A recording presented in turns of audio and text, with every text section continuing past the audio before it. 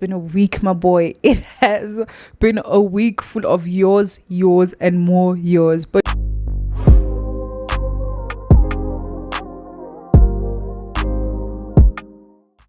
welcome to the third episode of What in the South is going on here. And when I tell you it's been a week, my boy, it has been a week full of yours, and more yours. But you know what? We're gathered here again. I'm going to give you guys the lowdown on it, give you my opinion. And if you're new here and you haven't seen the first two episodes of What in the South is going on, this is a weekly series where I give you the rundown of what happened in the previous week, and sometimes I do dash in a bit of international news. But yeah, so the first thing that I'm going to do in this very first episode is that I always have some sort of drink. Usually it's coffee, and my choice of coffee today is Nespresso Napoli coffee capsules.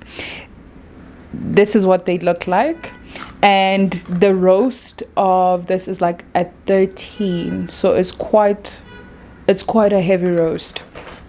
But yeah, so I did. Whoa, what a week, my darling.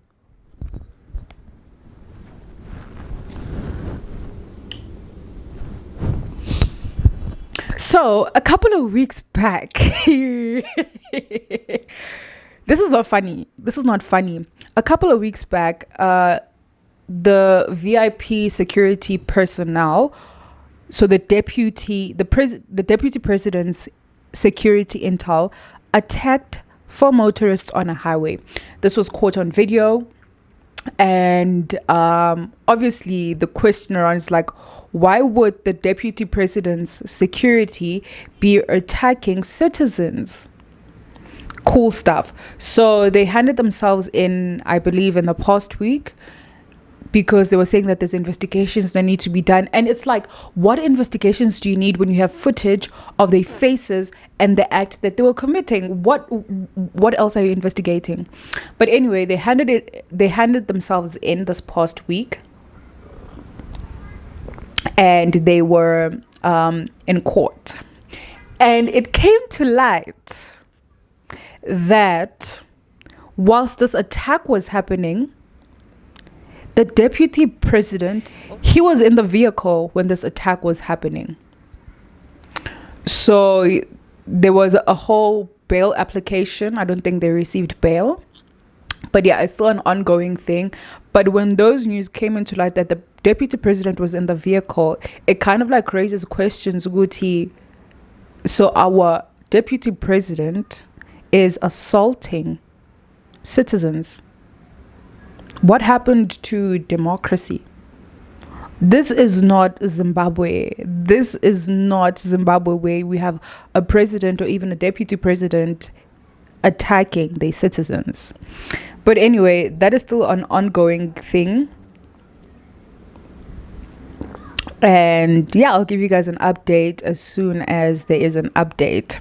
But moving right past that is the Senzo Meyiwa trial that has had me on a chokehold this past week. I have been consuming each and every single court day. Court is like about 4.5 to 5 hours. But Friday, which was the cross-examination of Colonel Stain, that lasted for about 2 hours. And then they're resuming trial on Monday. But let me give you guys the rundown. So in this week, I felt like things were moving so quickly because they cross-examined about 3 witnesses. So they concluded the cross-examination of Zandile Kumalo, and then they brought in, is it Kagiso Ngaje, but Mr. Ngaje, who's one of the neighbors. They also brought Untabiseng, also one of the neighbors, and then the last witness that they brought from the state is Colonel Stain, who is like the investigating more. He does like, what do we call it? Like the technological part of it. So he's the one that's tracing phone calls, placing numbers and who these numbers belong to. So my boy, it was an interesting week. Okay, let's get into it. Right. So let's start with Kagiso Ngacho didn't give us like I don't know, his cross-examination wasn't like juicy enough. Like he was just like explaining Guti from his he was telling the story from his side, and the fact that he could see through the Kumalo's kitchen window and all of that stuff, giving his testimony. Some of the advocates did not cross-examine him. I think it was 2 of the advocates that did not cross-examine him. Also, last week I said attorneys. I'm sorry, that is so disrespectful. They are advocates and they do have attorneys. But anyway, so yeah, Kagiso Ngache didn't like, it was like, okay, cool, you're just a witness and fine, you're giving your side of the story, we heard it, cool stuff. And then Tabi Singh came in. Tabi Singh basically raised questions against the testimony that was given by Zandile Khumalo, because Zandile Khumalo said that she ran into Mapiri's house and spoke to Mapiri, who then called on Tabi Singh. And Tabi Singh gave a completely different account of events, because Tabi Singh said that they were sitting outside of a car close to the Khumalo home, and Zandile came out screaming after Tabi Singh and Yolanda had heard gunshots and saw people running the other direction. So Uzandile spoke to Tabi Singh first, and they went to call Umapiri together.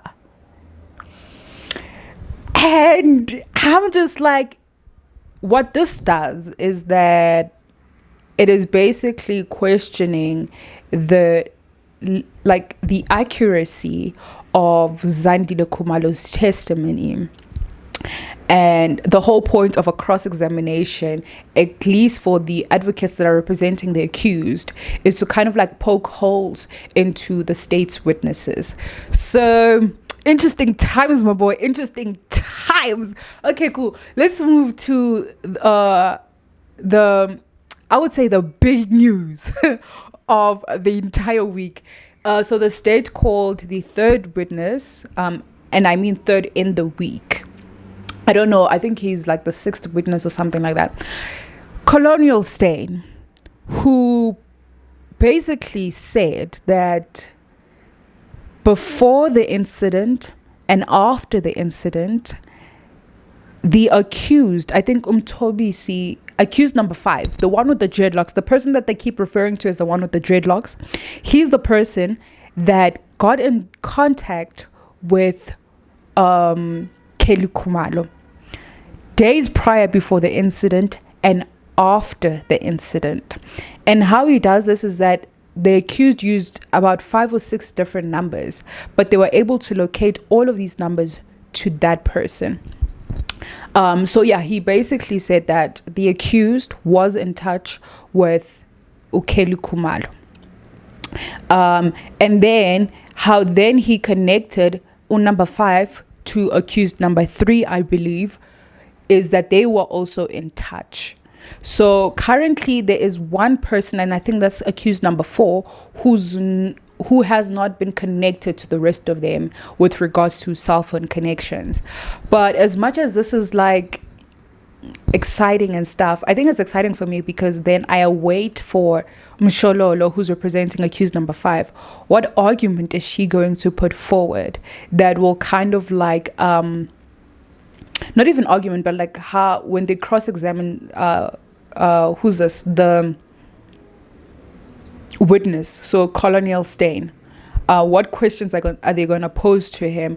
Are they going to bring their own expert, because he's giving expert evidence? So are they going to bring in someone, the expert, who will basically poke holes into the notion that has been given by this current witness? So this is all so exciting, and I guess it's so easy to just like ruffle up as like citizens that are watching this case, to say, oh my goodness, this is what's happening, but I think it's so important to remember that all the witnesses and what the witnesses are saying is something that is not new to the advocates. They've heard this testimony before, and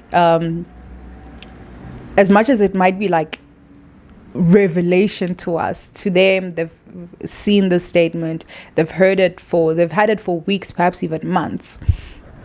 So they're kind of like expecting whatever is happening in court.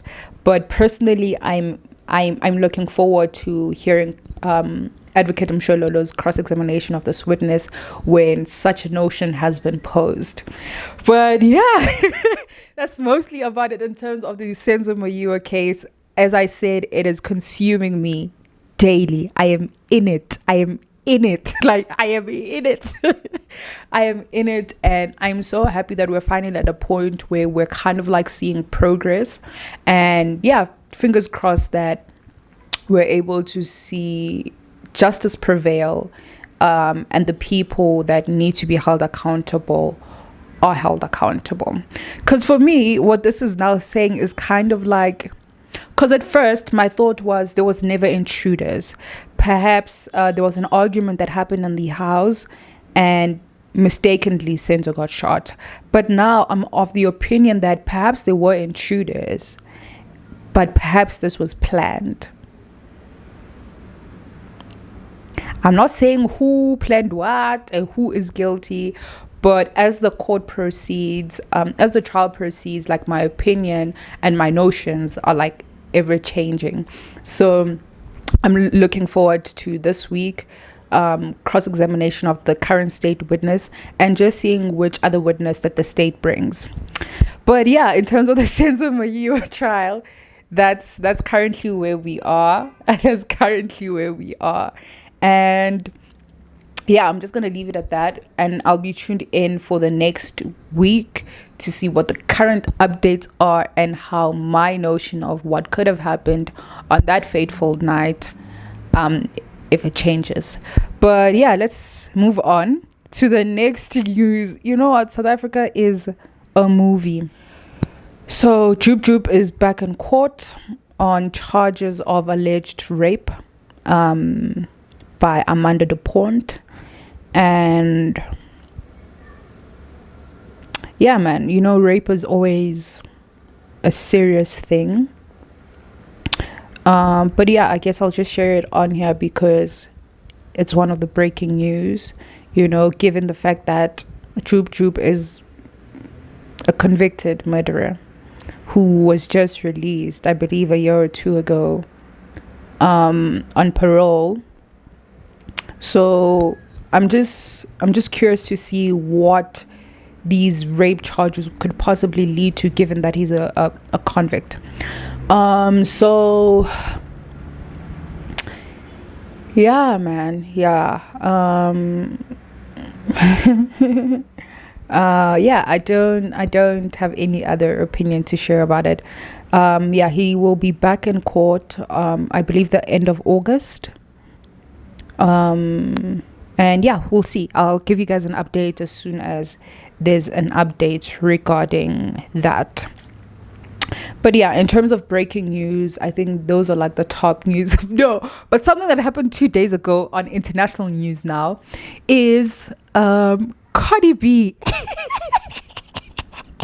But also, as someone who's going to a festival or whatever the case may be, a concert, whatever the case may be, why are you assaulting an artist on stage? So someone threw a drink at Cardi, and then when she was performing, she threw the mic on them. And to me, it looks like self-defense, because if you have the audacity to think that you can be disrespectful to an artist when they're performing on stage, you better be ready for the repercussions. And one thing about Cardi, you don't mess with Cardi. Like, out of all the artists that you could have tried to do that to, you tried Cardi. Nah. That person was just calling for trouble. They knew what the plan was, and they got exactly what they wanted. So yeah, I think the person might press like assault charges, but also I don't think it would fly because you started the whole thing. So don't be throwing water drinks at artists on the basis that they are artists and they have an image to uphold, so they will not retaliate. One thing about Cardi, she will retaliate, and to me, that looks like self-defense. Anyway, anywho, yeah, I think that's about it. Oh wait, in terms of like fashion news, I think the H&M and Richard Nisi collection dropped. I was kind of looking through it, and I'm not seeing anything like interesting, at least for me, where I can say, oh, I'd want to own that piece, given the fact that at least because of this collaboration, we might be able to afford Richard Nisi. So yeah, in terms of fashion, that's about it. In terms of I can't believe I didn't share this, but Nasty C is going to be a father.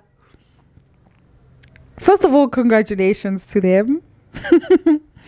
It is so cute, man. It is so cute. It is so cute. I still find it so mind-boggling that my age peers, age peers, are getting married, having kids. Are you guys sure? Are you guys sure? Anyway, anywho, I think it's so cute. At the end of the day, I think it's so cute. Last but not least, we've come to the end of this video. Thank you so much for tuning in to the 3rd episode. And if you're new to my channel, welcome. This is a channel of conversations about everything and anything. And I drop weekly videos Mondays and Thursdays at 6 p.m. So please do tune in. And if you're a returning subscriber, you already know this. I appreciate you. Please don't forget to like, comment, share to your friends and family, and their friends and their family, and their friends and their family. See you in the next episode of What in the South is going on here.